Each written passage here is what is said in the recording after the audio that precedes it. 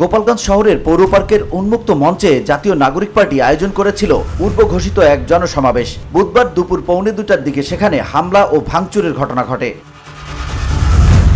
প্রত্যক্ষদর্শীরা জানান, আচমকা একদল লোক সমাবেশস্থলে এসে মঞ্চের কাঠামো ভেঙে ফেলে এবং সামনে সাজানো চেয়ারগুলো ছুঁড়ে ফেলতে শুরু করে। পরিবেশ একসময় উত্তপ্ত হয়ে ওঠে। মূলত জয় বাংলা স্লোগান দিয়ে একদল লোক এই হামলার ঘটনা ঘটায়। ঘটনার কিছু সময় পর দুপুর 2টার দিকে এনসিপির আহ্বায়ক নাহিদ ইসলাম ও দলের অন্যান্য কেন্দ্রীয় নেতারা সেখানে পৌঁছান। এর আগে সকাল থেকেই এনসিপির মার্চ টু গোপালগঞ্জ কর্মসূচিকে ঘিরে উত্তেজনা ছড়িয়ে পড়ে। খাটিয়াগড় এলাকায় পুলিশের গাড়িতে আগুন ধরিয়ে দেওয়ার ঘটনা ঘটে এবং উপজেলা নির্বাহী কর্মকর্তার গাড়িবহরে হামলার অভিযোগ ওঠে। পুলিশ জানিয়েছে, এসব ঘটনার সঙ্গে একটি নিষিদ্ধ সংগঠনের নেতাকর্মীরা জড়িত থাকতে পারে বলে প্রাথমিকভাবে ধারণা করা হচ্ছে।